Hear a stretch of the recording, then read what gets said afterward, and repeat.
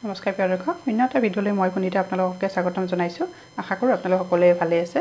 আজি সয়াবিনৰ খুব ধুনীয়া এটা ৰেচিপি বনাম আৰু আপোনালোকে ভিডিঅ'টো সম্পূৰ্ণকৈ স্কিপ নকৰাকৈ চাই থাকিব। আপোনালোকৰ সকলোৰে পাকঘৰত থাকে নহয় জানো এয়া সয়াবিন। আৰু এইফালে মই বাউল এটাত পানী দিছোঁ। পানীখিনি আগতেই দিছিলোঁ, গৰম হ'ব ধৰিছে। প্ৰথমতে মই সয়াবিনখিনি এনেকৈ অকণমান বইল কৰিম, প্ৰায় 2 মিনিটমান সময়। এইখিনি কোমল হ'ব লাগিব। আপোনালোকৰ পৰিমাণটো নিজে বঢ়াই ল'ব, কম বেছি যিমান লয় পৰিয়ালৰ সদস্য অনুযায়ী মই এইখিনি লৈছোঁ। এইখিনি ভালদৰে এতিয়া বইল হ'ব দিম আৰু তাৰ পিছত আপোনালোকক দেখাই আছোঁ কি বনাম। আপোনালোকে এবাৰ দেখাৰ লগে লগে যিসকলে বনাই পোৱা নাই বনাব, নিশ্চয় খাই ভাল পাব। মই লিডখন লগাই দিছোঁ, তেতিয়া সোনকালে হ'ব।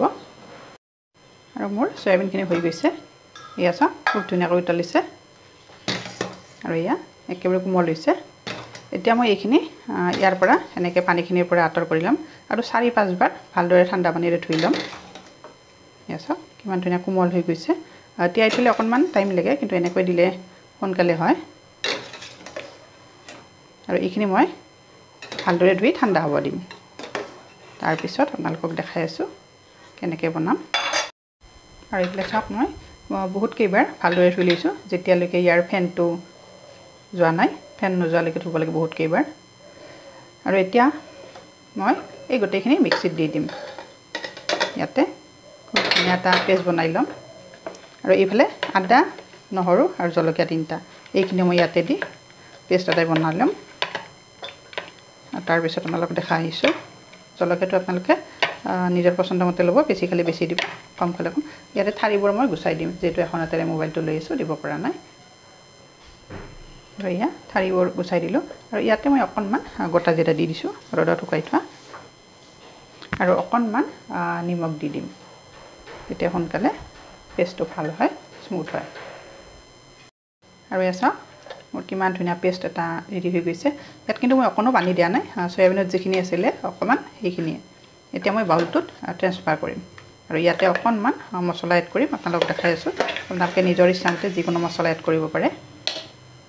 আৰু এইফালে মোৰ গোটেইখিনি মিক্স কৰা হৈ গৈছে খুব ধুনীয়াকৈ। আৰু এইফালে মই ফ্ৰাই পেনখন উঠাই দিছোঁ।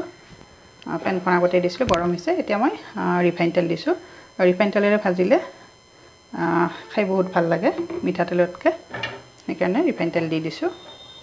আৰু এতিয়া মই চামুচখন আঁতৰ কৰি মই এতিয়া হাতেৰে দিম। হাতেৰে দিলে মানে কি হয়, পাৰফেক্ট হয়, গোটেইখিনি সমান হয়। তেলখিনি অকণমান গৰম হৈ লওক। আপোনালোকৰ ওচৰত যদিহে কৰ্ণফ্ল'ৰ নাথাকে তেতিয়াহ'লে ময়দা ব্যৱহাৰ কৰিব পাৰে। মই ক'বলৈ পাহৰিছিলোঁ, কোনোবাই হয়তো ক'ব পাৰে যে কৰ্ণফ্ল'ৰ নাথাকিলে কি দিম, তেতিয়া ময়দা ব্যৱহাৰ কৰিব। গৰম হৈছে এইখিনি, আৰু বহুত বেছি গৰম হ'ব নালাগে, মিডিয়াম গৰমত দিব লাগে। ইয়াত এনেকৈ মই গোটেইখিনি দি যাম।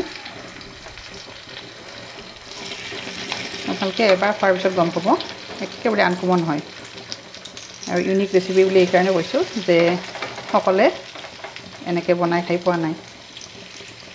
আৰু আপোনালোকে পাইছেনে জনাবচোন, যদিহে পোৱা নাই মোৰ ভিডিঅ'টো সম্পূৰ্ণকৈ চাব, চাই এনেকৈ ধুনীয়াকৈ বনাই খাব পাৰিব আৰু বেলেগকো খুৱাব। মই গমেই নাপাব, আপুনি যেতিয়া এনেকৈ বনাই দিব নহয়, সকলোৱে সুধিব কিহৰ পৰা বনাইছে, গমেই নাপায়। আৰু যিহেতু সয়াবিনটো থাকেই, আৰু সৰু ল'ৰা ছোৱালীবিলাকে সয়াবিন ভালে পায়।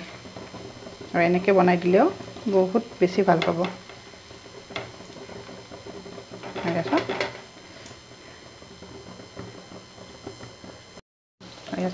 এনেকৈ মই দি দিছোঁ গোটেইখিনি। এটা ছেট হৈছে আৰু গেছৰ ফ্লেমটো মই এতিয়া মিডিয়াম কৰি দিছোঁ, হাই কৰি দিয়া নাই। খুব ধুনীয়া এটা গোন্ধ আহিছে। এনেকৈ বনাই অকল ভাতৰ লগতে নহয়, চাহৰ লগতো খাব পাৰি আৰু এনেও খাব পাৰি। মই দুপৰীয়াৰ সাজত বনাইছোঁ এনেকৈ।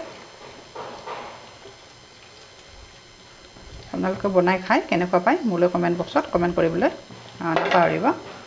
আৰু এয়া চাওকচোন কিমান সুন্দৰ হৈছে দেখিবলৈ। আপোনালোকে মোৰ ভিডিঅ'সমূহ কোন কোন ঠাইৰ পৰা চাই আছে জনাবচোন, তেতিয়া মোৰো ভাল লাগে ঠাইখিনি জানিলে।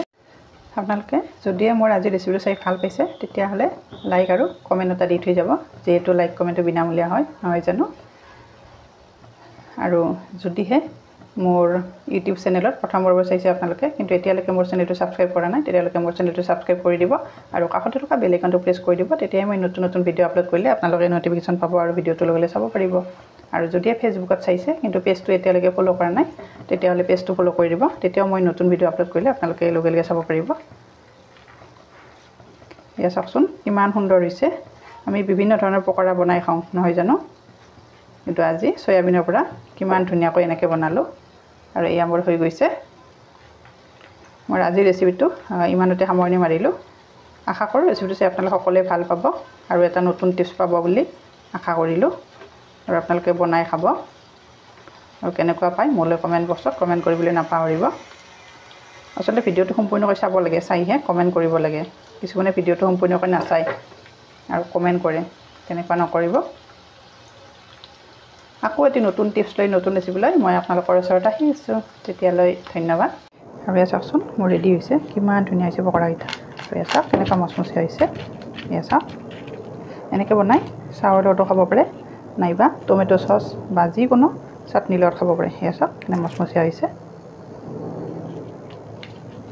কেৱল খোৱাৰ কাৰণে ৰেডি এয়া হৈ গ'ল এয়া চাওক একেবাৰে মচমচীয়া এবাৰ ট্ৰাই কৰি চাব